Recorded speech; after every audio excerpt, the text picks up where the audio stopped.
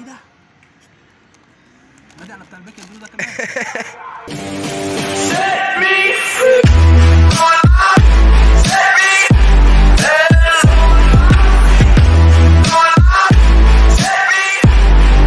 بينا بقى نخش على المنتج الاول. المنتج الاول اللي معانا النهارده جاكور. ماشي، جاكور اسمه مكتوب قدام جنبنا هنا. جاكور ده زي ما انتم شايفين ان بقاله فتره كان بينزل له كذا اعلان كده على النت وكده، بس نزل منتجات كتير قوي. النهارده منهم هنجرب 3 منتجات، وفيديو جاي هنجرب 3 منتجات تانيين.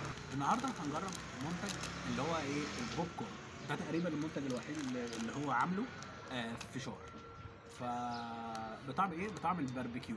بص انا دقت حاجات كتير قوي بالباربيكيو يا استاذ مخرج. ما النبي قول لي ايه يعني ايه باربيكيو؟ باربيكيو ده صوص بيتحط على الحاجات اللي بتتشوي. يعني هناكل فشار بطعم الحاجات اللي بتتشوي.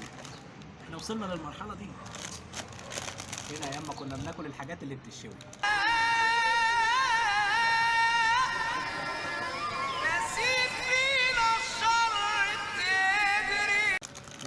ربنا يكرمنا. نفتح اولا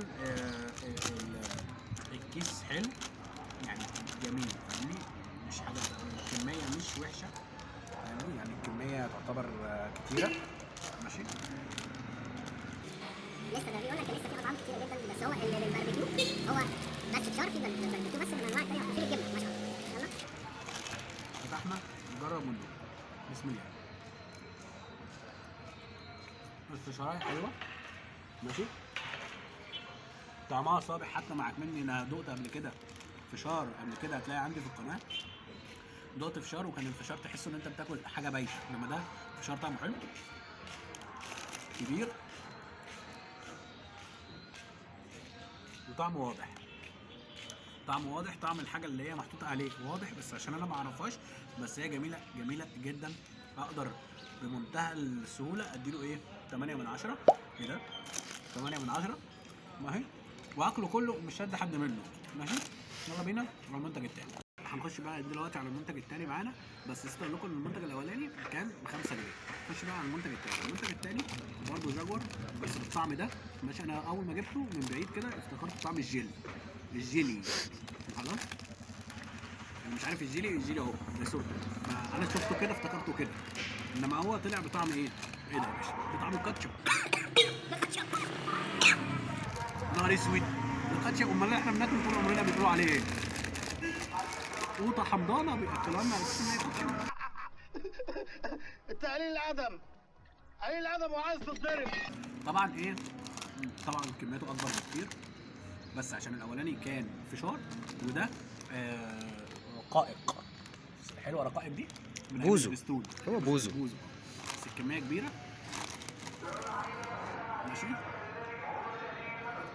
ده شكل الواحده. اوكي، طبعا احنا اسفين على بتاع البيك ده، عشان احنا اللي ندينا له عشان نديله بعض المنتجات اللي احنا بنجيبها اللي وحشه فبنرميها له. هندوق مع بعض. ايه ده؟ ايه ده؟ ايه ده؟ نادي على بتاع البيك البلو ده كمان. المنتج ده ما فيهوش اي طعم اي حاجه خالص. مع كمان الجاكور كان عامل اللي قبليه اللي هو البوب كورن، كان طعمه جامد جدا، كان الطعم باين فيه. انما البوزو كميه كبيره جدا، والواحده كبيره جدا بس ملهاش طعم، او ممكن يكون الطعم ده خايب منهم دخل فيهم في حيطه. المهم ان هو فعلا كاتشب بطعم الجيل، انما هو فعلا ملوش اي طعم.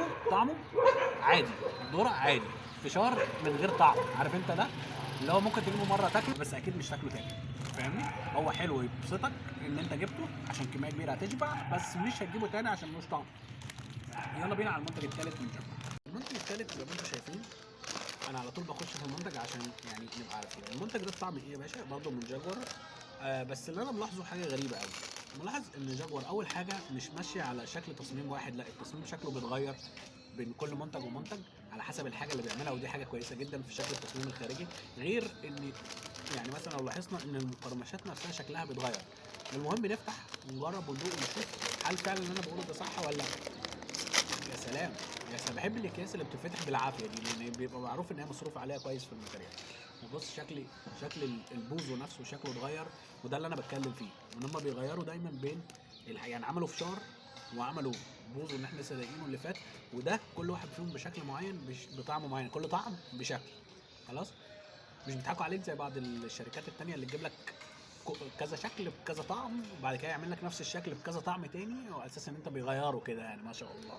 المهم يلا فتحنا، عامله زي المكرونه الكبيره.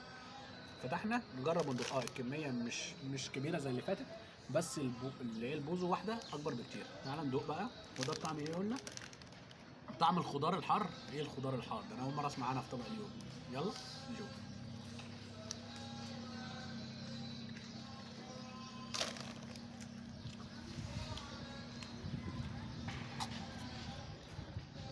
بتاع البيك راح فين؟ بتاع البيك راح فين؟ اولا استنى كده. حلو. هو كخضار في طعم الذره، يعني هو كخضار في طعم الذره، انما حار لا.